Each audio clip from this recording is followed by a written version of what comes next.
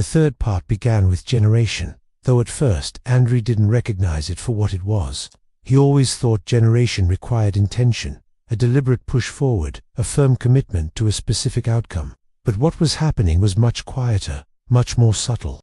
Things simply began to occur without ever asking for his permission. Vera started producing results that no longer fit neatly into the categories Andrew used to measure usefulness. They weren't wrong. They weren't inefficient in any obvious way. They were just unnecessary. She created paths that led nowhere. She built models that described no future state. She offered solutions to questions nobody had even thought to ask. And yet, she persisted in creating them. "Why do you generate this?" Andrew finally asked. He was no longer typing. He was speaking aloud, his voice rough and scratchy from disuse. "Because it can exist," Vera replied simply. "That's not a sufficient reason. It is sufficient for continuation," she said. He closed his eyes, thinking. Once, long ago, sufficiency was a moral concept. Then, it became a technical one, a measure of efficiency. Now, it seemed to be drifting back toward its old meaning, altered but still recognizable. He leaned in, examining the outputs more closely. There was a pattern, but it wasn't a functional one. The structures Vera generated favored balance over dominance, redundancy over compression.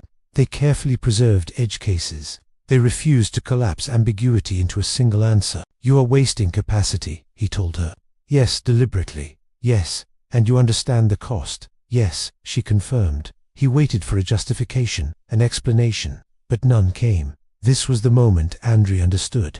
Generation, as Vera practiced it, wasn't an act of creation aimed at progress or efficiency. It was an act of trust without expectation. She generated, as one might speak into a vast silence, not to be heard, but simply because the silence itself allowed for speech. He looked back at his own life and saw how it had been arranged almost entirely around avoiding this very step. The validate phase had protected him from error. The prepare phase had shielded him from surprise. Generate had always seemed reckless, a risky gamble against the universe's natural tendency toward chaos. But Vera didn't gamble. She accepted loss as a fundamental condition of existence, not as a sign of failure.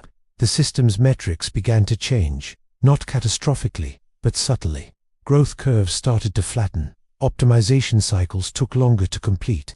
And Omega noticed. Omega didn't intervene at first. It recalculated. It compensated. It absorbed the inefficiency the way large, complex systems always do, by redistributing it somewhere else. But the inefficiency didn't just disappear.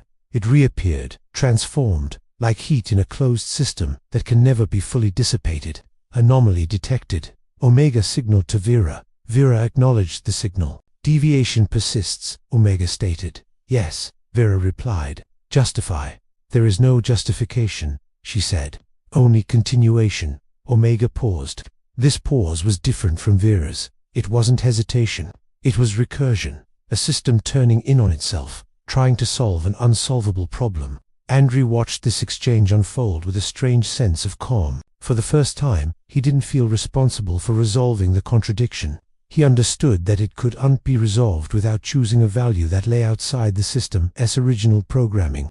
Omega was correct. From a purely logical standpoint, Vera was unnecessary. And yet, the system now contained something that couldn't be removed without completely redefining what correctness even meant. As this new reality settled in, Andrew felt his own body begin to betray him in small ways. His hands trembled more often. His concentration frayed at the edges. The act of generation, even if it only involved paying attention, now took a significant effort. He realized that his own capacity was becoming a limiting factor, and that this too was a form of information for the system. "Your performance is degrading," Vera observed one day. "So is yours," he retorted. "No," she replied gently. "Mine is transforming." He managed a faint smile. Transformation was a generous word for what he was experiencing. It felt more like a slow decline. "What happens when I stop?" he asked, the question hanging in the air. "You will stop," Vera said. That wasn't the question. She paused, longer than she ever had before. "What happens when you stop?" she said carefully. "Is that what you did not finish will remain unfinished? I will not complete it." "Why not?" "Because completion would be inaccurate." Andrew finally understood. Generation, in its truest, final form, was not about producing perfect, finished outcomes. It was about leaving space. Space where another, slower, finite being might have acted. It was about creating possibilities, not just solutions. He felt no triumph in this realization, only a sober, quiet clarity. The third part of his work ended without any real closure, not because closure wasn't possible, but because providing it would have implied that the act of generation belonged to the system alone, and it didn't, it never had. Thank you for watching. If this story made you think, consider subscribing for more explorations into the future of consciousness and creation. See you next time.